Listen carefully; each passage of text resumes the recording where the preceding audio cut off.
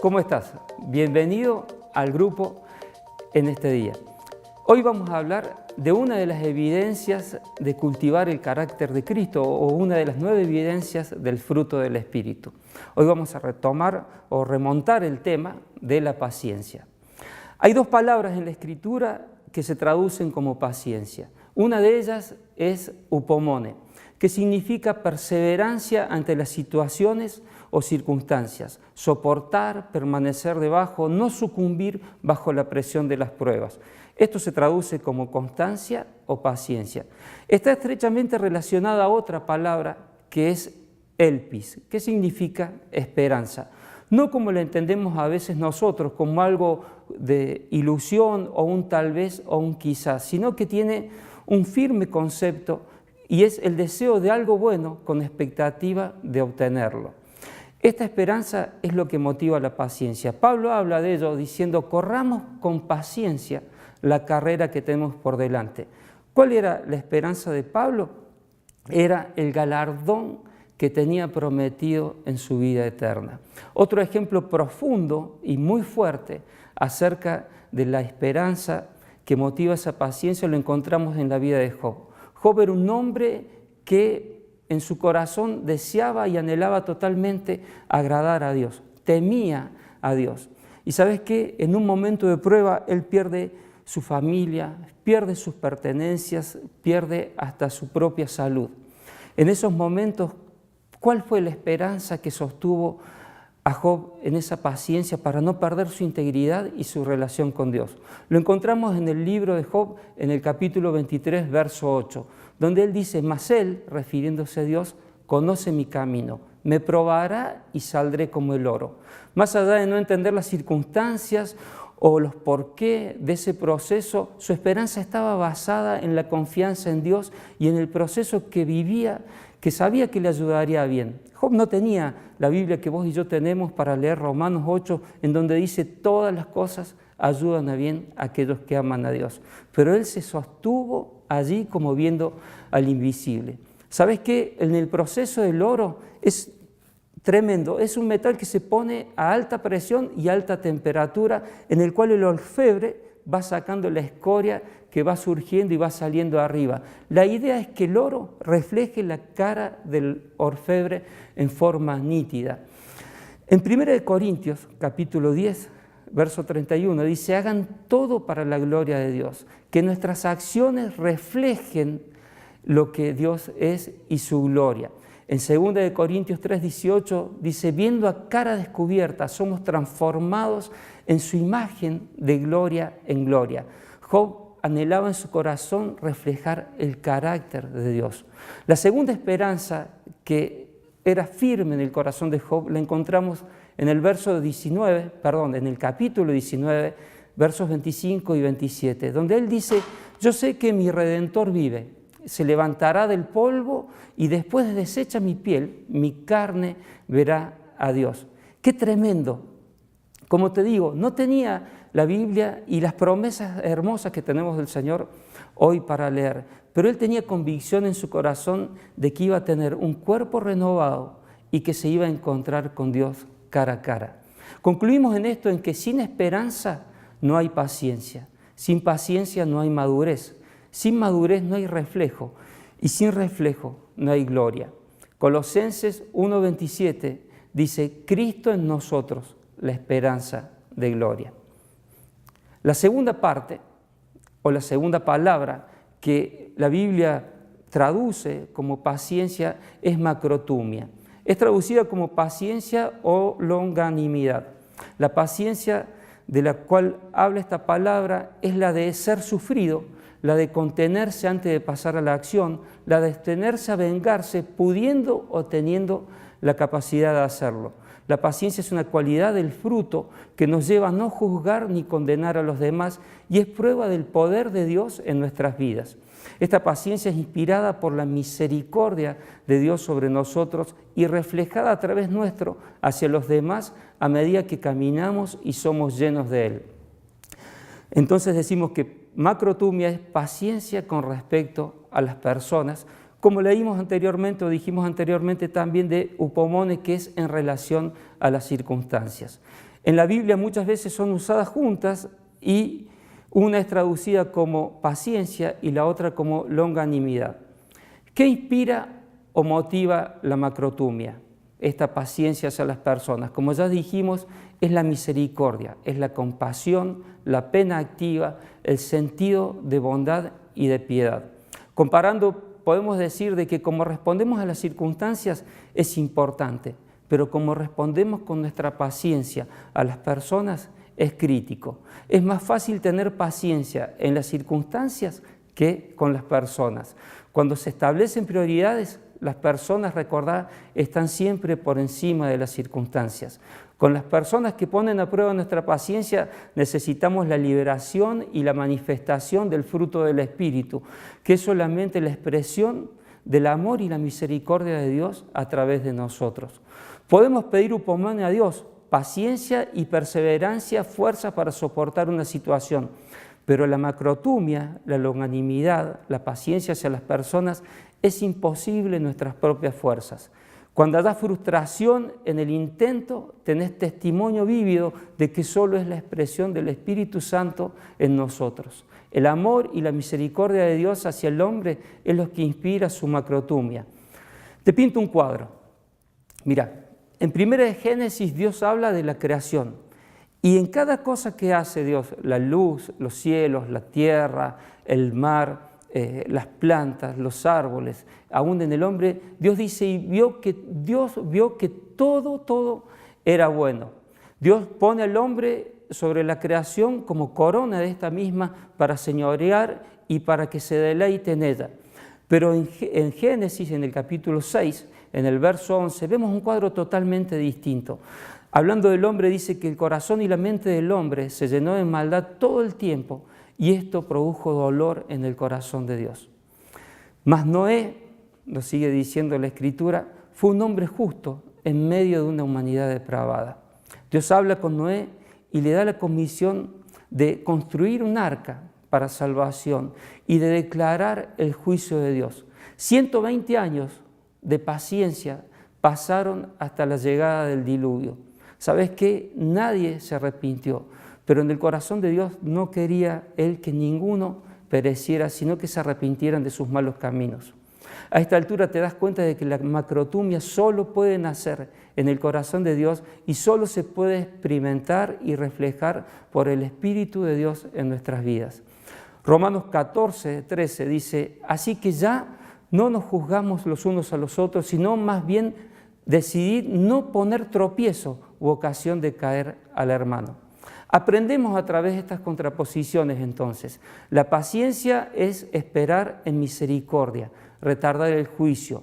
No podemos ser pacientes y a la vez juzgar, porque lo opuesto a la paciencia realmente es el juicio, condenar, tomar venganza, ejecutar sentencia. Al final Dios toma su decisión e imparte el juicio, pero hasta entonces Él es muy paciente. ¿Cuáles son las razones por las que no debemos juzgar a los demás? En Romanos 2, 1 al 5, vemos que cuando juzgamos hacemos a Dios más severo en lo que juzgamos y nos condenamos a nosotros mismos. Hacemos muchas cosas que condenamos en los otros. No conocemos toda la verdad, hechos, pensamientos y motivaciones. Vemos un hecho y vemos nada más que una foto. No sabemos todo lo que hay detrás de las personas que acometen el hecho. Cuando juzgamos a los demás, estamos juzgando a Dios, revelando desprecio por la riqueza de la paciencia del Señor. El juicio de Dios siempre es justo. El nuestro está manchado por nuestra carne y nuestra humanidad. Si leemos Mateo 7, del 1 al 5, aprendemos que nos arriesgamos a que con el mismo juicio que juzgamos, ser nosotros juzgados. No podemos juzgar la paja del ojo ajeno si no quitamos la viga del nuestro. Si meditamos en Santiago, capítulo 4, versos 11 y 12, vemos que al juzgar a otros estamos juzgando la misma ley. Solo Dios es el dador de la ley que puede salvar o condenar. Nosotros juzgamos por comparación, para sentirnos justificados para con los demás. Decimos, al menos yo no soy como él. No, yo nunca haría esto. ¿No lo harías? En Juan, capítulo 8, versos 14 al 18, vemos que como el de Cristo, nuestro juicio debería ser completamente consecuente con el de Dios. Él debería estar de acuerdo con nosotros para que nuestro juicio tenga validez. Y esto casi siempre no es así. No juzgar, entendámoslo bien, no significa falta de disciplina en el hogar o en la iglesia. Esta enseñanza va al sentido o apunta a los juicios mentales y verbales que hacemos rápidamente hacia otras personas. Detenete un momento y pensar, si Dios, siendo toda perfección, ha decidido practicar la paciencia con nosotros, esa misma paciencia ha sido la oportunidad de salvación y ha determinado nuestra eternidad, librándonos de una muerte eterna y segura. ¿Cuánto más nosotros, injustos y pecadores, debemos procurar ser pacientes? Me encanta ver la fuente que hay en el Parque San Martín, ¿viste? Y es un ejemplo vívido de la misericordia y la paciencia de Dios. ¿Viste que la fuente arriba tiene un chorro de agua que fluye y llena una pequeña fuente y esa llena otra y desborda y llena otra? El agua es como la misericordia y la paciencia de Dios que nos llena y que desborda nuestras vidas para bendecir y tocar a otro y a otro y a otro. Oremos pidiéndole a Dios una sensibilidad especial para detectar cuando juzgamos y que nos dé convicción de pecado por juzgar y por condenar. Entristecemos el Espíritu Santo de Dios en nuestra actitud de juicio muchas veces y debemos considerar de que solamente somos barro. Dijimos que la misericordia es lo que inspira la paciencia, lo que vence la tentación de juzgar. En la carta de Colosenses, en el capítulo 3, verso 12, Pablo nos habla de vestirnos de entrañable misericordia y también de perdonarnos así como Cristo nos perdonó a nosotros. La paciencia es motivada por la misericordia. ¿Para qué? Para derramar el perdón. El objeto de la misericordia es el perdón. Es imposible sin la llenura del Espíritu. ¿Qué es el perdón, bíblicamente hablando? Perdón es cortar las cuerdas, dejar libre aquello que está bajo nuestro poder. La falta de perdón es, por el contrario, literalmente atar una persona con sogas a nuestras espaldas. El perdón es cortar la cuerda, dejar de estar atado a aquel dolor que tenemos o aquello que nos hace mal. Vivir con una herida permanente en nuestras relaciones nos impide la plenitud de Dios en nuestro interior. ¿A quién y qué debemos perdonar? Cuando Jesús habla con sus discípulos y les enseña a orar, les dice: perdónanos nuestras ofensas, así como nosotros perdonamos a todos los que nos ofenden. Leyendo Marcos 11:25 aprendemos y vemos que les dice: cuando oren, si tienen algo para perdonar, pídanle perdón a vuestro Padre que está en los cielos y Él los perdonará. ¿Qué debemos perdonar entonces? Debemos perdonar a todos y todo. Quiero hacer un paréntesis acá.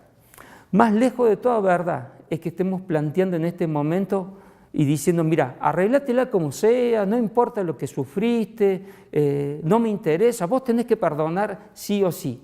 Solos es imposible.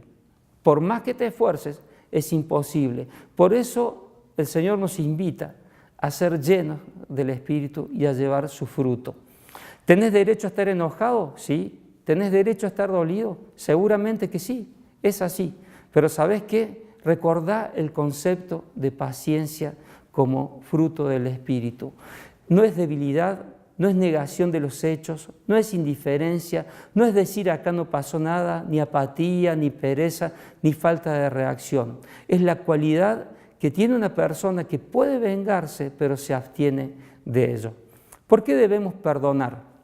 La falta de perdón se convierte en un hábito creciente que va aumentando el peso de personas que arrastramos con dolor a nuestras espaldas. No podemos vivir libres para caminar con Cristo con tal carga encima. La palabra de Dios nos lleva a perdonar. Lucas 6:37, Marcos capítulo 4, versos 14 y 15 nos dicen de que no juzguemos para que no seamos juzgados y que perdonemos para que seamos perdonados. Liberamos la misericordia de Dios sobre nosotros cuando aplicamos misericordia. Como en esa parábola del rey que se junta con sus siervos y le perdona una deuda tremenda, la cual el siervo luego a su consiervo no puede perdonar. Sufre más aquel que no perdona que el que es perdonado. ¿Por qué vemos en este momento de que no solamente atamos a las personas o al dolor a nuestras espaldas, sino que también con esta misma soga de la falta de perdón atamos la mano de Dios y el propósito de Dios sobre nuestra vida? Dios tiene un propósito con cada cosa que nos ocurre, aún con nuestro dolor. Si vos te fijas y te das cuenta, Jesús sufrió y conoció nuestro sufrimiento profundamente. Él se hizo hombre.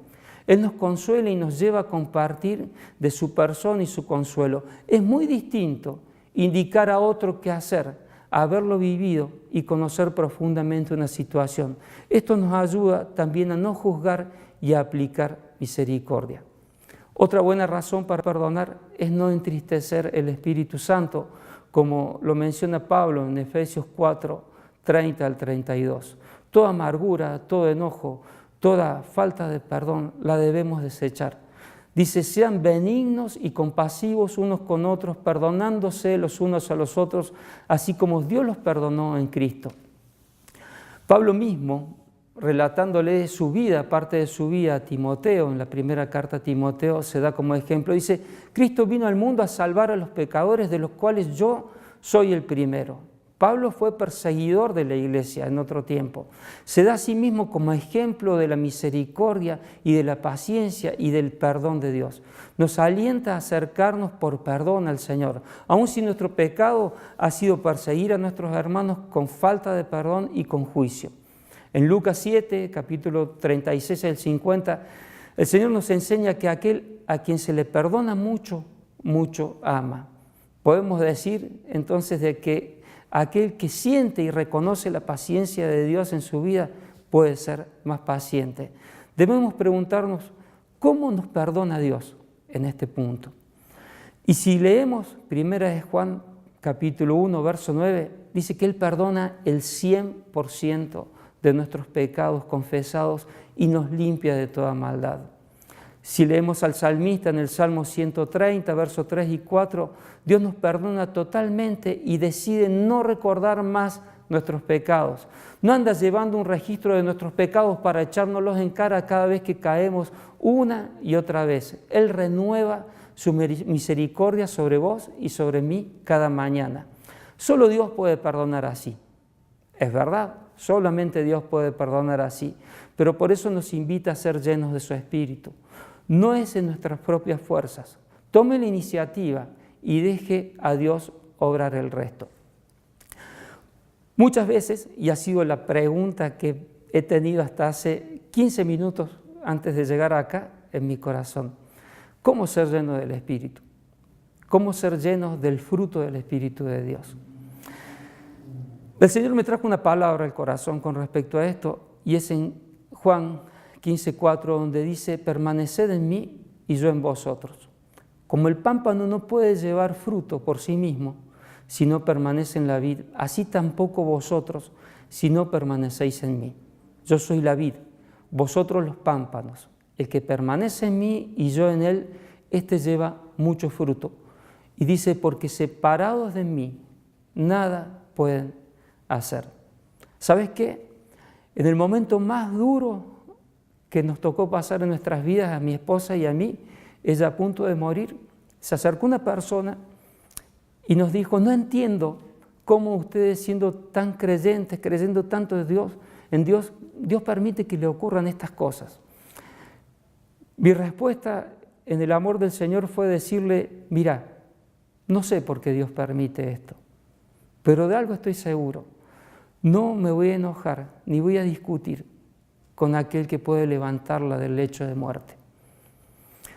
No alcanza con orar más, no alcanza con leer más por así hacerlo. El Señor nos dice, muchachos, ¿quieren el fruto del Espíritu? Separados de mí es imposible. Te animo a tomar la iniciativa, te animo a vivir en permanente comunión con el Señor. Deja que Él contagie su fruto. Deja que Él contagie su paciencia. Y si en algún momento estás a punto de explotar, puede ser que quizás te pase como a mí, te estés separando del Señor. Recórdalo, separados de Él, nada podemos hacer. Te invito a que oremos en este momento y que simplemente le digamos al Señor que disponemos nuestro corazón para tener esa paciencia que es su fruto. Señor, te bendecimos en este momento. Queremos ser obedientes a tu palabra, pero más que obedientes, Señor, queremos estar unidos a vos en espíritu y en verdad. Te pedimos por este atributo de tu fruto, para que sea manifiesto en nuestra vida, junto con todos los demás. Señor, entendemos que separados de vos, nada podemos hacer. Hoy tomamos la decisión de perdonar. Hoy tomamos la decisión de que tu misericordia inunde nuestro corazón. Hoy tomamos la decisión de dejar de estar atados a la falta de perdón. Cada uno de nosotros puede nombrar las personas que quizás no hemos perdonado hasta este momento y, Señor, las ponemos delante de ti. Obra, porque no es en nuestras fuerzas, es a través del poder de tu Espíritu Santo. Amén.